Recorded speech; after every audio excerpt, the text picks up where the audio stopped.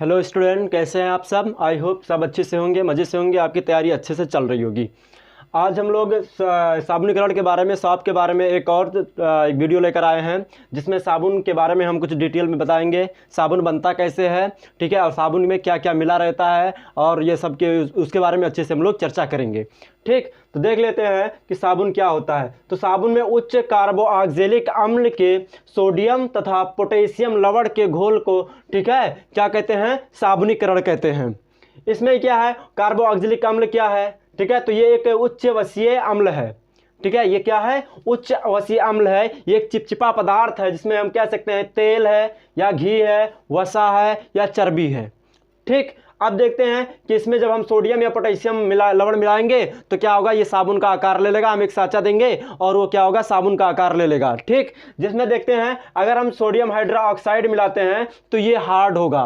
Sodium hydroxide अगर मिलाएंगे तो साबुन कैसा होगा, हार्ड होगा, जो कि कपड़ा धोने में, ठीक है, आता इस्तेमाल करते हैं, हम यूज़ करते हैं। अगर हम उसी की जगह सोडियम की जगह पोटेशियम हाइड्रोक्साइड डालते हैं तो वो सॉफ्ट होता है, मुलायम होता है, जिसमें क्या होता है, स्नान करने योग्य होते हैं। जो हम लोग नहाते हैं, जिससे हम लोग स्नान करते हैं, वो कैसा है, उसमें पोटेशियम हाइड्रोक्साइड मिला हुआ है।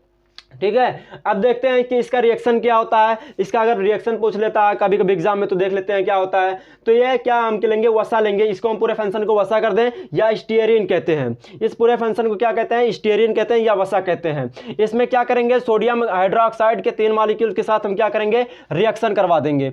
जब सोडियम हाइड्रोक्साइड के साथ हम रिएक्शन करवाएंगे तो ये क्या 2 पार्ट में डिवाइड हो जाता है, 2 पार्ट में टूट जाता है। यहाँ से एक पार्ट से क्या हो जाता है, ये डिवाइड हो जाता है, टूट जाता है, और यहां पे ये जो है OH अटैक करके, ठीक है, ग्लिसरॉल बना लेता है, तथा यहां से ये टूट करके, ठीक है, एक स्टीयरेट साबुन बना लेता है। सोडियम स्टीयरेट बना लेता है, जो कि साबुन का एक निर्माण होता है। वो एक साँचा दे देंगे, उस साँचे के आधार पर वो अपना ढल जाता है, ये साबुन का निर्माण कर लेता है।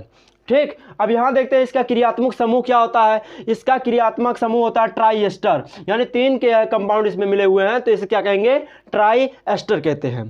ठीक, ट्राई एस्टर किसके लिए कहते हैं, इसमें 3, ठीक है, कंपाउंड मिले हुए, इसलिए इसे क्या कहेंगे, ट्राई एस्टर कहते हैं।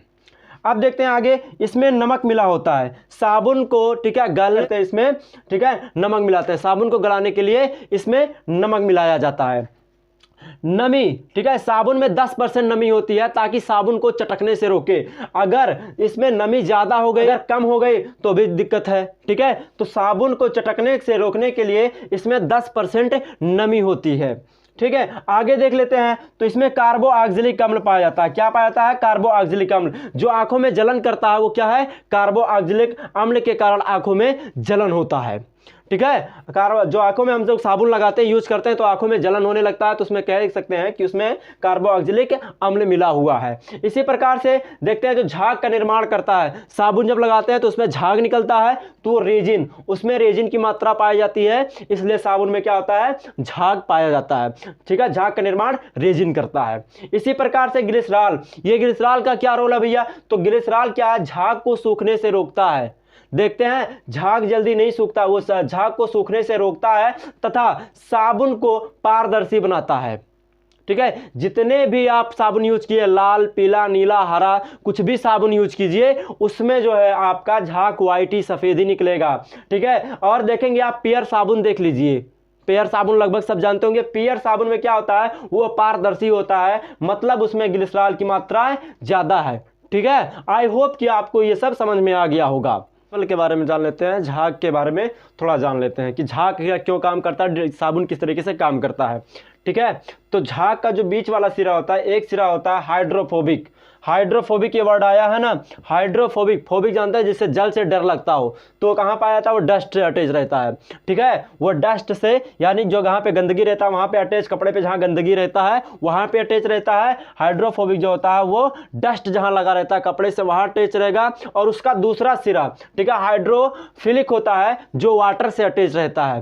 ठीक, वाटर से अटैच रहता है। हाइड्रोफोबिक होता है, साबुन की एक लंबी श्रृंखला होती है, साबुन की एक लंबी श्रृंखला होती है। जो एक होता है हाइड्रोफोबिक, जो क्या होता है, डस्ट से अटैच रहता है, और दूसरा होता है हाइड्रोफिलिक, जो वाटर से अटैच रहता है। जब हम कपड़े को धुलते हैं तो देखते हैं वाटर में, जब पानी में डालते हैं तो क्या होता है, पानी, वाटर क्या होता है, डस्ट के साथ बाहर निकल जाता है, यानी हाइड्रोफोबिक हाइड्रोफिलिक के साथ क्या होता है, बाहर निकल जाता है। ठीक, अब देखते हैं झाग। झाग क्या है, एक माइसेल है। झाग क्या है, एक माइसेल है। ठीक है, जो क्या है, परावर्तन के कारण सफेद दिखता है। ठीक है, झाग क्या है, परावर्तन के कारण ये सफेद दिखता है। ठीक है, जब आप देखे होंगे जब आप कपड़ा धुलते हैं तो बहुत सारे झाग निकलते हैं। तो कोई भी साबुन, हमने पहले बताया कि कोई भी साबुन हो उसका झाग कैसा होता है, हमेशा सफेद ही होता है। ठीक, लेकिन कभी कभी क्या होता है, व्यक्तिकरण के कारण वो चमकीला दिखता है। व्यक्तिकरण, जब साबुन, ठीक है, साबुन का पूरा जो होता है प्रतिकरण होता है, परिवर्तन होता है, वो किरणें होती है एक ही तरफ अगर निकल जाती हैं तो हम कहते हैं उसे परावर्तन के कारण सफेद दिखता है। जब साबुन पे पड़ने वाली किरणें सफेद निकल जाए तो वो क्या कैसे दिखेंगे, सफेद। लेकिन कभी कभी साबुन के बुलबुले बन जाते हैं, ठीक है, तो उसमें क्या होता है, चमकीला दिखता है। मतलब क्या होता है कि जो साबुन का होता है, साबुन के जो झाग होता है उसमें क्या होता है, बुलबुले बन जाते हैं और उसमें चारों तरफ से किरणें क्या होती है, निकलने लगती हैं, तो कैसा दिखता है, चमकीला दिखता है। ठीक है, एक इसकी साबुन की एक खराबी भी है कि ये कठोर जल के साथ, ठीक है, झाग नहीं देता। ठीक है, ये कठोर के जल के साथ झाग नहीं देता। जो हैंड पाइप का पानी होता है, ठीक है, इसके साथ ये जल्दी से झाग नहीं बना देता है। आई होप कि आपको साबुनीकरण अच्छे से समझ में आ गया होगा। ठीक, अगर आपको ये वीडियो अच्छा लगे तो अपने दोस्तों के साथ शेयर जरूर करें।